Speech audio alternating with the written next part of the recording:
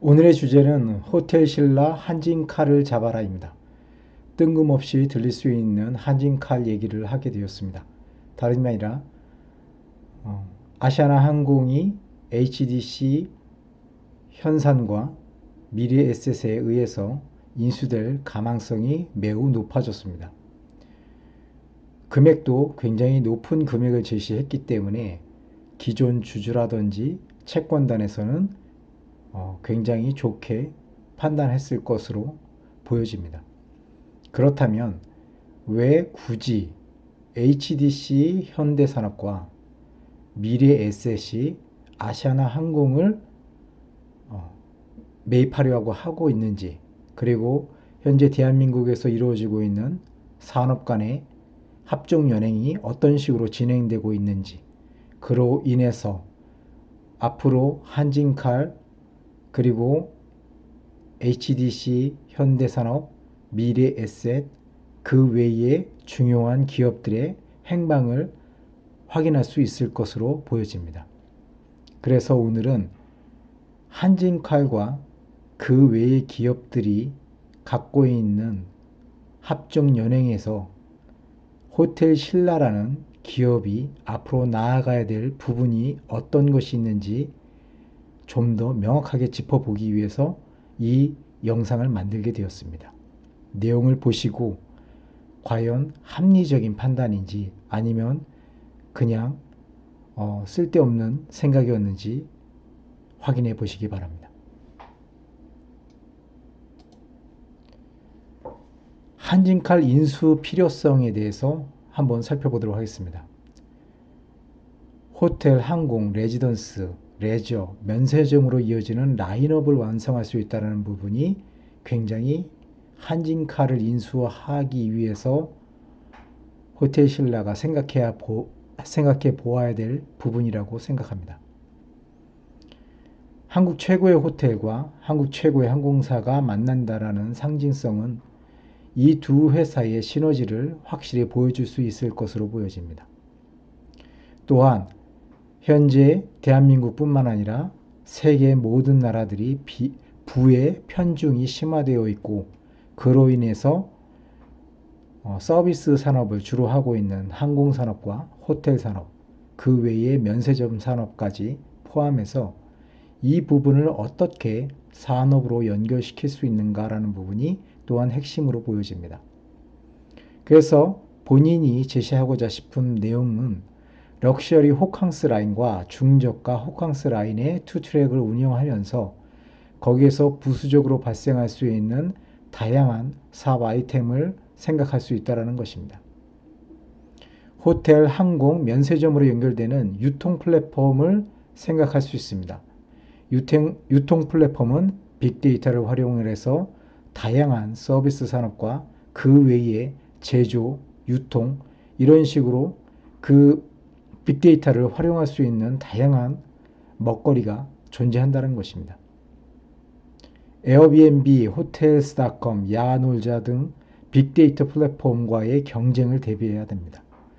지금은 이 업종 간에 굉장히 치열한 경쟁을 하고 있고, 또한 어떠한 산업이 나의 미래의 경쟁자가 될 수 있는지 알 수 없는 그런 상황이기 때문에 미리 그거에 대한 대비도 해야 될 필요성이 있습니다. 또한 항공산업은 지금 호텔 신라가 중점적으로 육성하고 있는 면세점에 굉장히 좋은 역할을 할 수가 있습니다. 특히 항공 기내 면세점은 굉장히 메리트가 있다고 보여집니다. 항공 기내 면세점을 활용하여 면세 사업의 확장을 꿈꿀 수도 있습니다. 현재의 면세점 사업으로는 확장에 한계가 있음을 자명하다고 보여집니다. 대한항공은 아시아나항공과 다르게 델타항공과 연결된 스카이팀이 있습니다. 전 세계를 상대로 해서 할 수 있는 다양한 서비스 산업이 있다는 것이죠. 그래서 호텔, 항공, 레지던스, 레저, 면세점을 이용을 해서 다국적 기업화 할 수 있는 그런 메리트도 있습니다. 미래에셋과 HDC 현산 반도홀딩스는 이 업종의 항공업종 진출은 업종 간의 합종연행이 진행되고 있음을 보여주고 있는 반증이기도 합니다. 반도홀딩스 같은 경우는 비상장 기업임에도 불구하고 그동안에 건설과 또 다양한 건설 쪽 업종들을 주로 하였지만 점점점 레저라든지 호텔이라든지 이런 식으로 다른 업종으로의 진출을 꾀하고 있으면서 이번에 한진칼 주식을 5% 넘게 매수하는 것을 볼 수가 있습니다. 반도홀딩스는 굉장히 미래를 내다보는 안목이 있는 듯하고 이것이 단순한 주식의 매입인지 아니면은 뭔가 다른 의도를 가지고 매집을 했던 반도홀딩스의 판단은 굉장히 현명해 보입니다.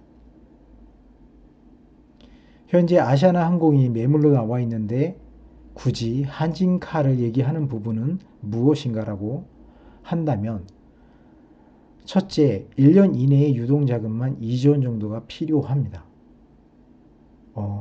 HDC 현산과 미래에셋이 이번에 아시아나항공을 매입하기로 하면서 제시한 금액이 2조 4천억에서 2조 5천억 정도가 됩니다.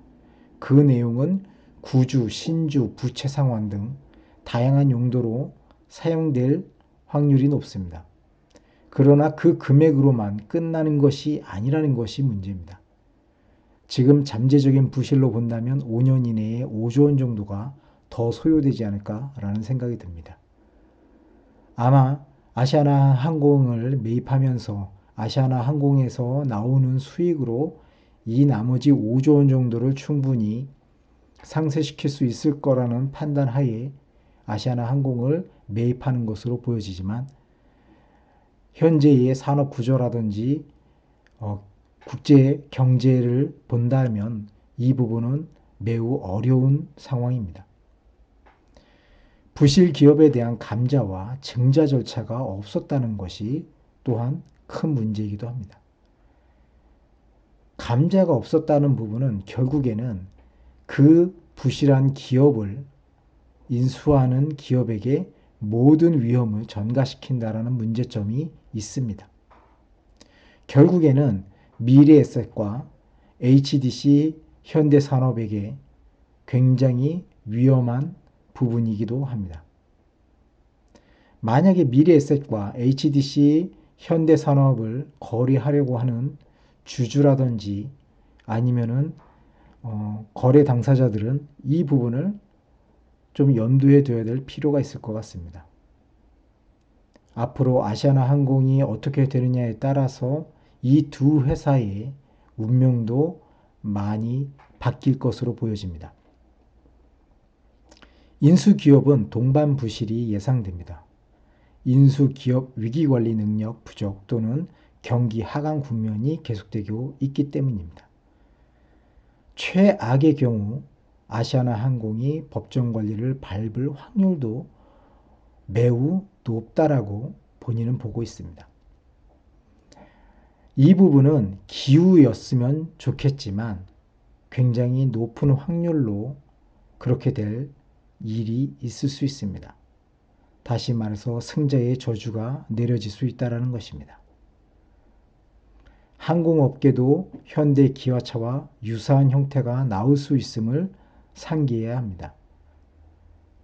대한항공을 먼저 선점하는 사람이 후에 아시아나가 어떻게 될지는 알 수 없지만 아시아나도 기대할 수 있다고 보여집니다.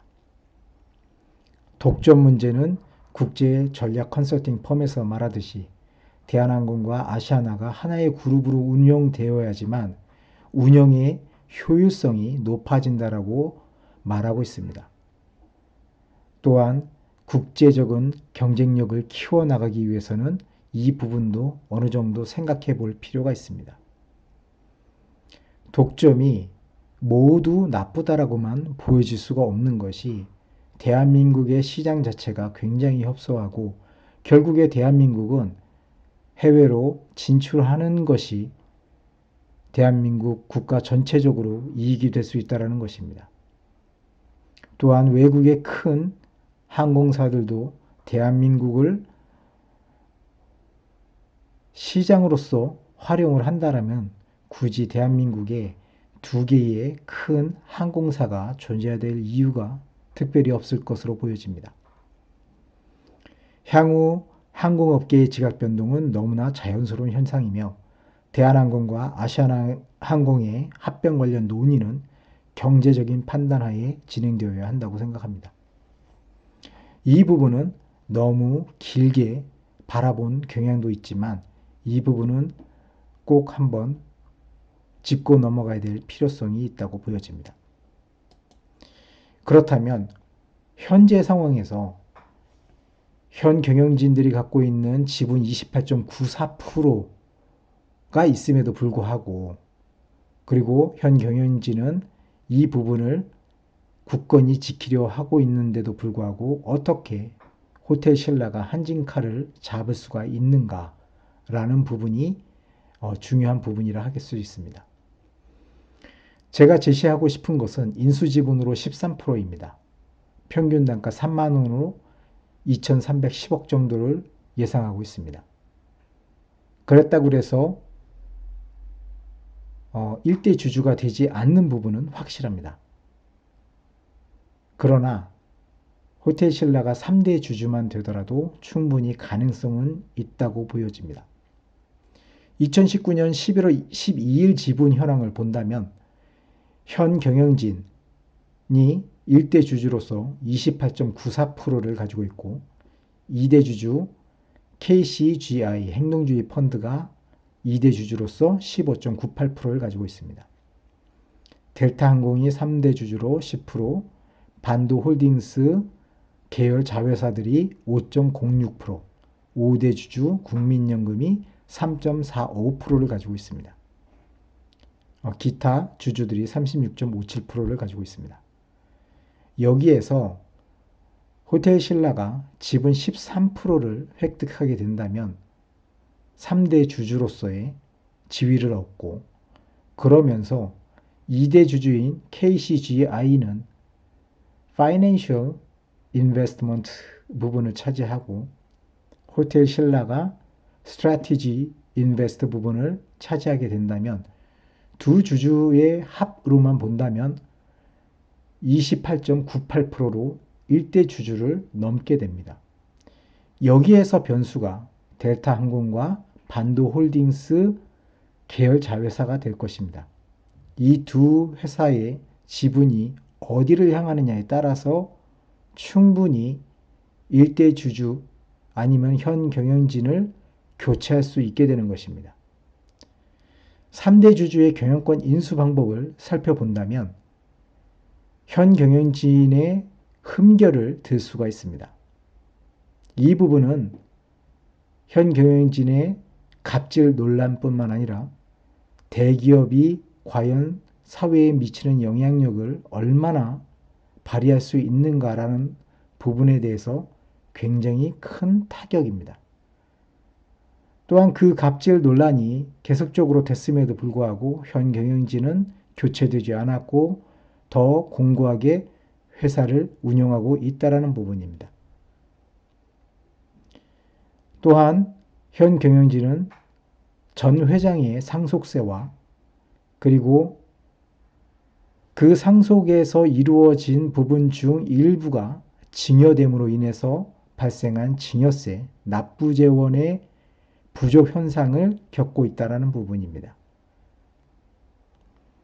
1대 주주와 2대 주주가 반목을 하고 있고 또한 2대 주주는 FI 특성상 경영권 인수에 한계가 있기 때문에 SI를 담당할 수 있는 어떤 기업이 반드시 필요하게 됩니다.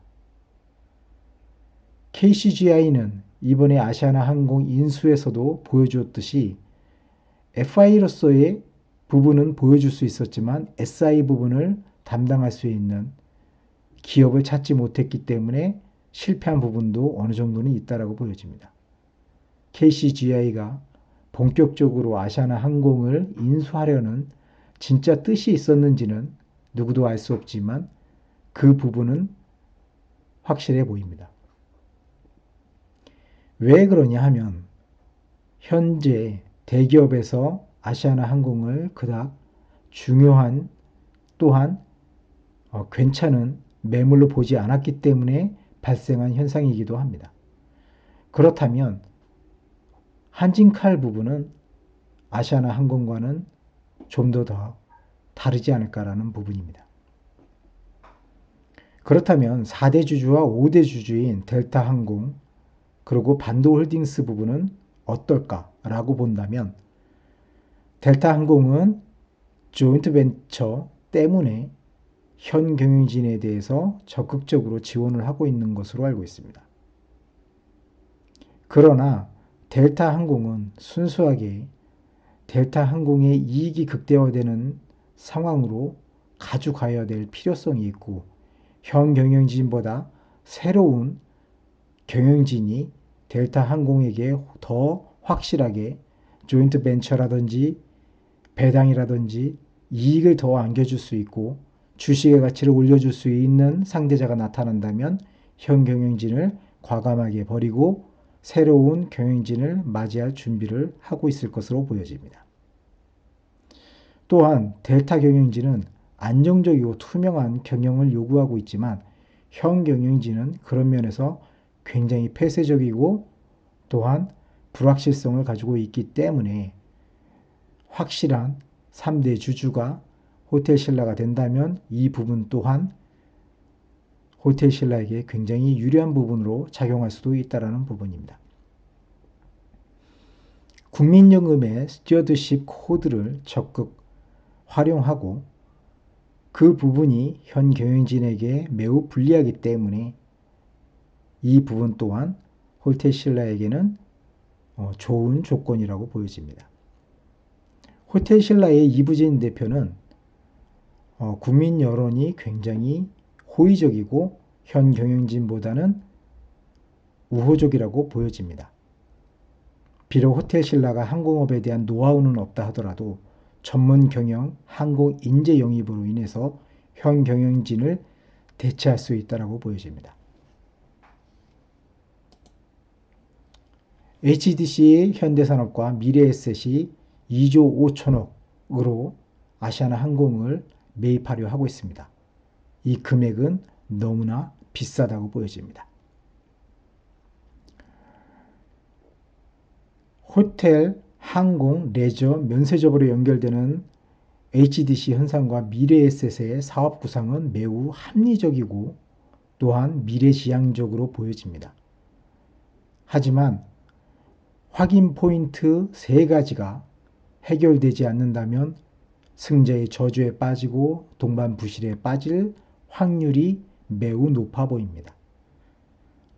HDC 현상과 미래에셋이 반드시 확인해야 될 포인트는 첫째, 구주 및 신주의 가격 배분 문제입니다.